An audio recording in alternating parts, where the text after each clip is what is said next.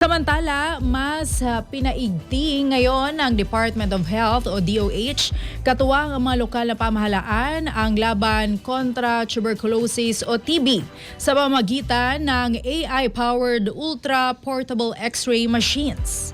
Para ipakita sa atin kung paano ginagamit ang AI pang X-ray, narito ang FYI report ni Fred Rabanal.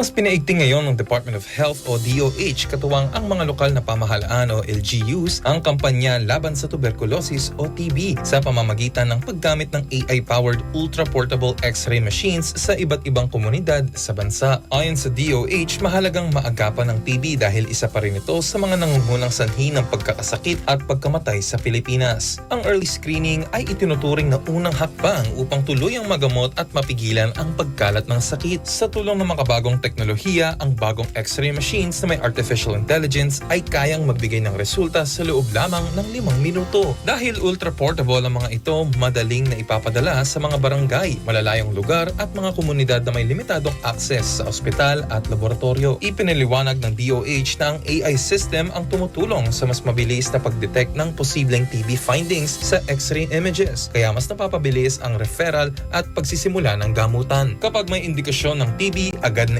irerekomenda ang karagdagang pagsusuri at libreng paggamot sa mga IDOTS facilities. Dagdag pa ng kagawaran, libre ang TB screening na ito at bahagi ng mas pinalawak na National TB Control Program. Layunin nitong maabot ang mas maraming Pilipino, lalo na ang mga kabilang sa vulnerable sectors gaya ng urban poor, senior citizens at mga manggagawang exposed sa matataong lugar. Hinihikayat ng DOH at LGUs ang publiko na samantalahin ang serbisyong ito at makipag-ugnayan sa pinakamalapit na health center o IDOTS facility. Paalanan ng ahensya, ang TB ay nagagamot basta't ito ay maagap na matukoy at masimulan ang tamang gamutan. Para sa FYI, Fred Rabanal, Abante!